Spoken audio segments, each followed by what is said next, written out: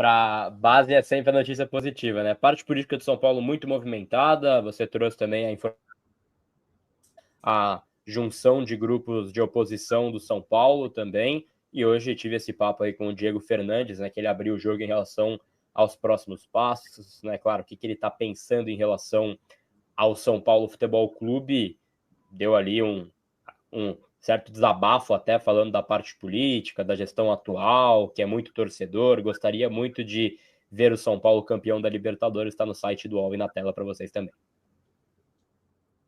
Pô, vamos já entrar de cara na entrevista. Vale lembrar, né? O Diego publicou uma foto com uma. Bom, não dá para falar que é um shake, né? Mas com uma pessoa com um porte financeiro muito grande lá do Oriente Médio. E movimentou movimentou bastante a torcida que sonha com uma SAF, enfim. Isso foi falado na entrevista, Gabriel. Conta pra gente mais ou menos qual que foi a toada da entrevista, o que o Diego fala sobre trabalhar ou não com a atual gestão e como ele vê o 2026 do São Paulo, potencialmente ou não, com a presença dele. Isso, perfeito. Ele afirma que ele tem um aval de um grupo de investidores para enviar uma oferta formal de SAF aí para a gestão do São Paulo Futebol Clube, né? Então ele teve esse encontro hoje com o Kaufman Belhal, acho que é assim que se pronuncia, né? Que é um sheik, como você pontuou, CEO do fundo árabe Dubai Future Foundation, né? Então, que é dos Emirados Árabes Unidos. É um cara que tem muita influência nos Emirados, tem ali um grande poder financeiro também, poderio financeiro, e ele falou na legenda da postagem que o São Paulo também esteve na mesa, no contexto certo, foi o que disse o Diego Fernandes na postagem. Nessa entrevista, ele revelou então que um grupo de investidores, que ele não quis especificar qual seria esse grupo, deu então esse aval, né, sinal verde para que ele possa apresentar uma oferta ao São Paulo. Ele falou da sua relação com o clube, lembrou também que na época do Carlo Ancelotti chamaram ele de maluco, ninguém acreditava, e ele fez acontecer, de acordo com as aspas dele.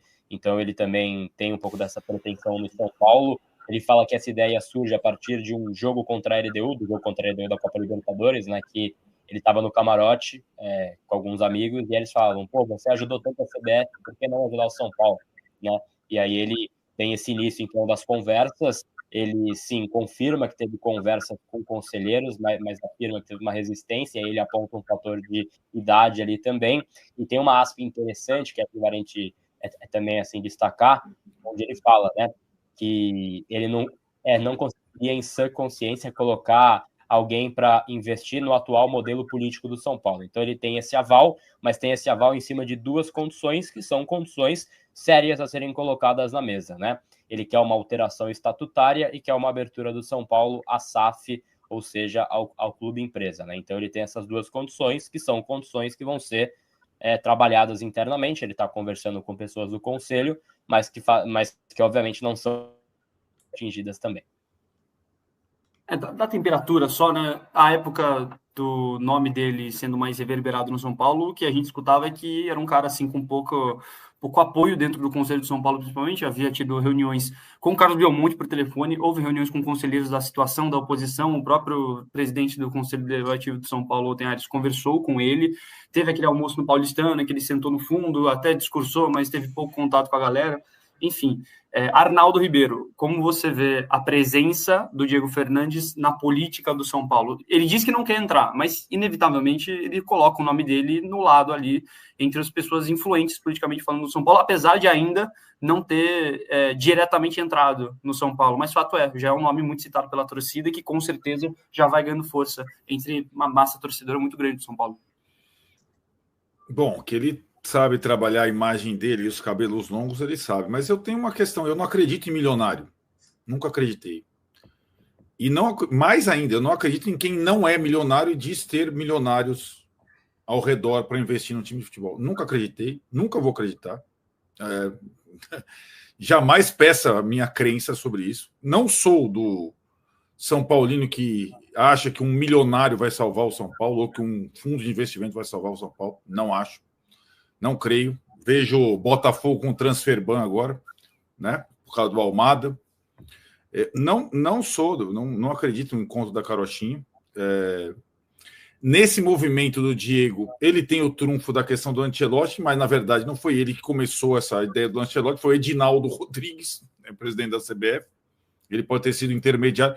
Aliás, se ele não recebeu a comissão dele até agora, alguma coisa me parece estranha, né? Ele disse na entrevista para o Gabriel, eu li atentamente, que ele ainda não recebeu, certo, Gabriel?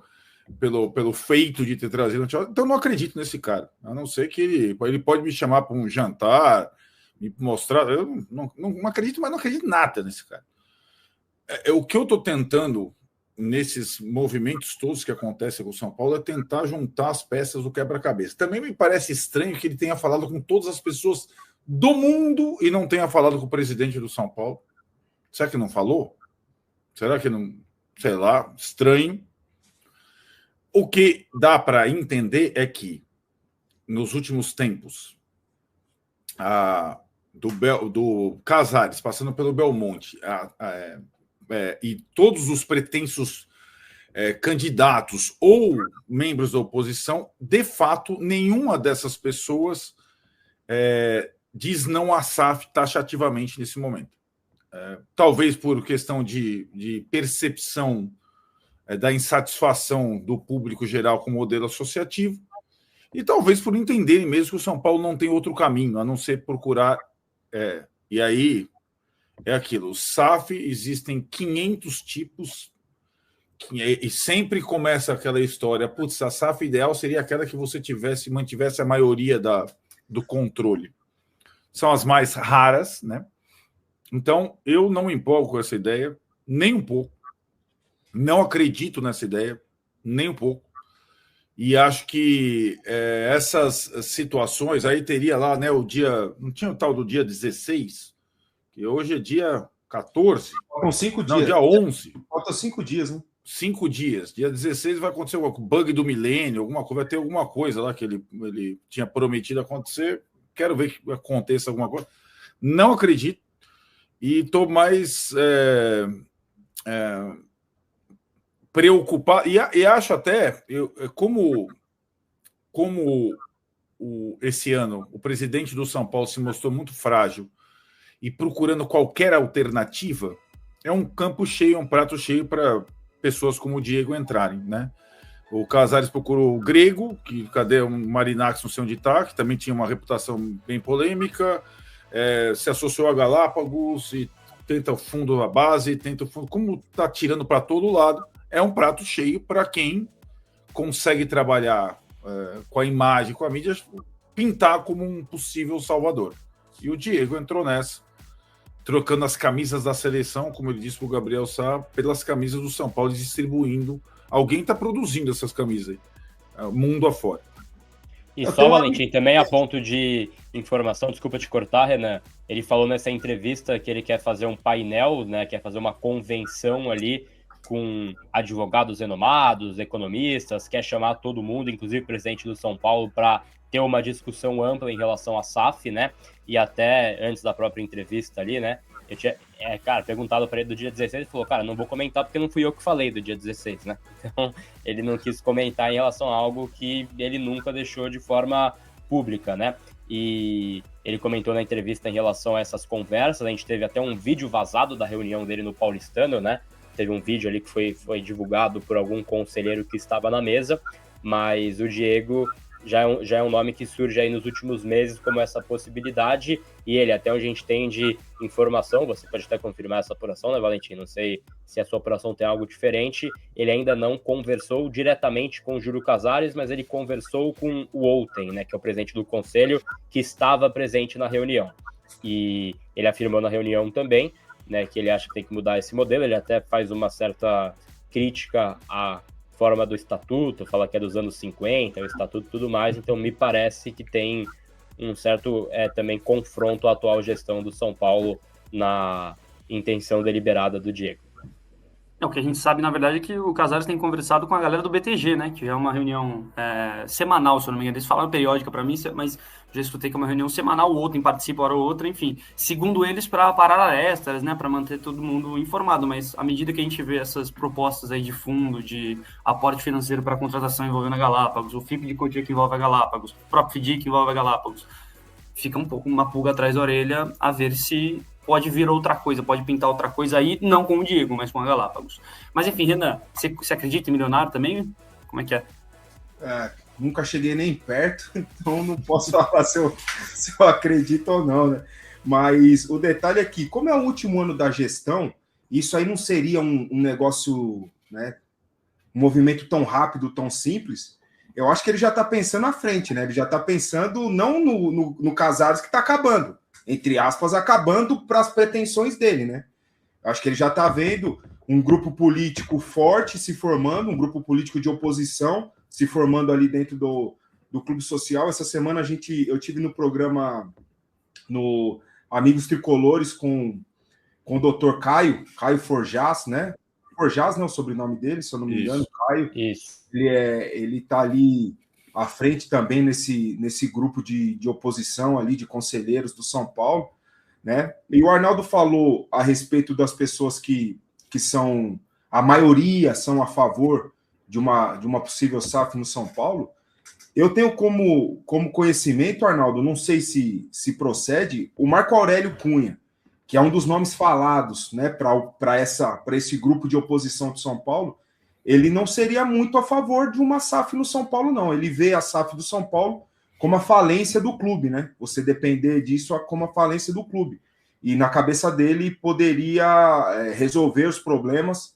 E aí, nunca ouvi ele falando exatamente, são, né, as pessoas falando, nunca ouvi da boca dele isso. Não o tempo que resolveria o problema, mas que ele vê como falência do clube a questão da SAF, né? Eu também não acredito muito nessa questão de milionários. Esse cara ele tá aparecendo para todo canto. Uma hora ele aparece com um piloto de Fórmula 1, com a camisa do São Paulo. Eu queria descobrir qual é a barraca que ele tá comprando, porque ele comprou camisa, hein? Pô, e bota o nome dos guerreiros atrás, é de piloto, é de surfista, é do Ronaldinho agora, pô, o nosso camisa 10, pô. E aí ele tá querendo mais, acho que aparecer para a torcida. Pode ter aí o árabe, né? O Sheik aí, o cara que ele tirou a foto, né? Esses caras têm muito dinheiro, né? Para fazer esse tipo de movimentação, mas eu acho que ele está querendo muito mais se promover em cima dessa situação de São Paulo do que qualquer outra coisa. Se aconteceria de fato de uma pessoa chegar amanhã e falar, ó, tá aqui, ó, nossa proposta é essa, tá aqui na mesa para a gente comprar o clube. Sem esquecer que o São Paulo Futebol Clube é um CNPJ só, né? O clube de futebol profissional, cutia, social, Barra Funda, é um CNPJ só, né? Como seria feita essa movimentação? Você tem que desmembrar, primeiramente, o clube social do futebol, certo? Ou não? Como é que funcionaria isso daí? Como é que foi feito nos outros clubes? Inclusive, o argumento de quem fala que, tendo eleição agora, não faz nenhum sentido o próximo presidente querer se desvincular do futebol, né? Por isso que existe a colocação de que uma SAF em um ano de eleição realmente é muito complicado, e por isso também, pelo menos foi o que eu escutei no conselho, é que quem se reunia com o Diego Fernandes, de fato, pegava um pouco mal. A questão é que como ele se reunia com todos, e a gente falou aqui, ligou para o Berumbonte, falou com praticamente todo mundo menos do Casares, então aí ficou um assunto mais universal. E só vale também, Valentim, uma informação, desculpe interromper antes da gente virar a pauta, né, que você até confirmou, que eu acho que a informação foi anteriormente publicada pelo Ramone Ártico, né, também ali da São Paulo Digital, que em meio a essas conversas com esses conselheiros, né, o Júlio e o Outen chegaram a ir no banco, né, BTG, que seria um dos bancos interessados, ele que abordou a conversa, para tentar conversar diretamente, né, o que pode ter sido interpretado também pelo Diego como uma tentativa de cortar o intermediário. Tem uma informação sobre o Patrick Lanza, lateral, que já é sabido que está fora dos planos do São Paulo, mas essa indefinição do São Paulo, se confia ou se não confia no Patrick, tem incomodado um pouco as pessoas próximas ao jogador. O São Paulo tinha uma proposta pelo Patrick Lanza no meio do ano, de um time do Chipre, o Pafos, de empréstimo com opção de compra. Esse empréstimo, a primeira proposta do Pafos foi de 100 mil euros pelo empréstimo e uma cláusula fixada de compra em 2 milhões de euros. O São Paulo fez uma contraproposta de 200 mil euros pelo empréstimo e a mesma cláusula de compra fixada. Havia um otimismo de que o Pafos iria aceitar, mas o clube do Chipre decidiu rejeitar essa oferta, e o jogador nessa idade, e aí, assim, eu estou no futebol há 8 anos aí como jornalista, eu já vi muita coisa jogador dessa idade quer jogar. A gente tem jogadores de outras idades que para eles ficar no banco tá tudo certo. Tô ganhando meu salário, tô aqui com um contrato longo, estabilidade. Tem jogadores que é assim. Agora, jogador jovem que não joga é esquecido. Então o Patrick queria jogar. E não ir para o clube do Chipre, para ele foi complicado porque ele ficou no São Paulo. E aí era uma época que o Crespo talvez começasse a usar ele, chegou a falar em coletiva que ele poderia fazer o zagueiro pela esquerda, no sistema de 3 zagueiros, mas fato é que o Patrick entrou em campo 5 vezes desde então, não fez o suficiente também em campo, mas não está mais nos planos do São Paulo para a próxima temporada, tá aí liberado para procurar propostas. E é difícil conseguir proposta por um jogador que não está jogando, que não tem minutagem, que já tem uma idade ali que já passou do sub-20, tem passagem pela seleção brasileira de base e tudo mais, mas não conseguiu se provar no profissional ainda. Então conseguir propostas boas para o São Paulo aceitar por ele, que sejam interessantes para ele e para o São Paulo, não é das tarefas mais fáceis. E o fato de ter se rejeitado essa proposta do Chipre e agora, de novo, estar, entre aspas, descartando o Patrick, tem incomodado pessoas próximas ao jogador. Então essa é a informação sobre o Patrick. A tendência é que ele não continue no São Paulo, mas aí vai ser trabalho para a galera conseguir para as pessoas que trabalham com ele conseguir uma proposta por ele. Vamos falar de Luiz Gustavo. Luiz Gustavo não fica no São Paulo, a informação já tá pública. A questão do Luiz Gustavo, e aí a informação acho que foi do Gabriel Sá, que ele não ficaria, ou foi do Hernan, mas enfim, saiu ontem à noite. A grande questão do Luiz Gustavo que eu acho é que o São Paulo não tentou renovar. A gente já tinha meio que a ideia de que o Luiz Gustavo não ficaria no São Paulo. Mas o São Paulo nem tentou. O São Paulo não quis renovar com o Luiz Gustavo. O Luiz Gustavo não ganhava 500 mil, como muita gente acha. Ele ganhava menos. Não muito menos, mas menos. 350, 400 mil era o que o Luiz Gustavo ganhava. Ele até estava disposto a aceitar uma redução salarial para ficar no São Paulo, mas o São Paulo não quis renovar. E o Luiz Gustavo internamente era um líder do elenco. Então, assim, acho que a grande notícia não é nem a saída do Luiz Gustavo, é a atitude do São Paulo de não querer renovar com o Luiz Gustavo, que recentemente teve aquela declaração bem forte não só contra a diretoria, mas contra o todo do São Paulo, né? Pedindo que as coisas melhorassem, e agora o Luiz Gustavo não vai poder fazer parte dessa melhora, porque o São Paulo nem deu oportunidade para ele de diminuir o salário para continuar, e eu deixo para vocês dizerem se faria sentido tentar renovar com o Luiz Gustavo, ou se não faria sentido mesmo, melhor foi ter deixado o Luiz Gustavo ir embora. Galopo tem um acerto já com o River Plate, ele vai assinar um contrato em definitivo, e a troca com o São Paulo vai ser pelos 2 jogadores que já vieram do River, então Tapia e Enzo Dias. O Galopo não tinha atingido por muito pouco a cláusula que acionava a compra automática, mas o River decidiu ficar com ele, e agora ele está finalizando os trâmites aí para ser jogador em definitivo do River Plate, e a contrapartida para o São Paulo vai ser o Enzo Dias, que esse sim atingiu a meta para ser comprado pelo São Paulo, e o Gonzalo Tapia, que chegou depois e tem se mostrado bem útil. O Tapia pode ser um jogador importante aí em 2026. Arboleda, que tem proposta do Atlético Paranaense, outra informação do Gabriel Sá. O Arboleda, ele sempre tem, não é proposta, desculpa, sondagem. Ele tem sondagem do Atlético Paranaense. Eu perguntei lá no São Paulo, e nem por ele, nem pelo Ferrarese chegaram propostas. A informação exatamente a que os colegas trouxeram é precisa. Houve sondagens pelo Arboleda. O Arboleda é um caso muito específico. O Arboleda tem um monte de empresário. O Arboleda toda hora troca esse empresário. Enfim, o extracampo do Arboleda é complicado. E não é qualquer clube que quer comprar o extracampo do Arboleda, apesar de tudo que ele entrega em campo. Porque em campo ele não se machuca, ele entrega um ótimo zagueiro, um excelente zagueiro. Então, assim, não é uma operação simples de só pegar o Arboleda que ele representa dentro de campo. Tem um pacote Arboleda, que não é novidade que eu tô falando aqui, todo mundo que acompanha sabe. Mas a tendência hoje é que o Arboleda continue no São Paulo, tá? E de qualquer forma não tem nenhuma proposta oficial pelo Arboleda na mesa do São Paulo. A mesma coisa para o Ferrarese. Ferrarese teve o interesse dos Estados Unidos no ano passado, mas era uma proposta de empréstimo. E empréstimo lá para os Estados Unidos, lá a coisa é um pouco diferente. O Wilsinho, que fez muita live comigo lá no UOL, já me explicou essa questão. O salário lá nos Estados Unidos não é assim, chega e dá o salário que quiser. Tem os tetos dele, tem o salary cap, para quem acompanha um pouquinho sabe. Então tem os tetos, tem os níveis, tem as faixas. Não é simplesmente pega o jogador e coloca lá.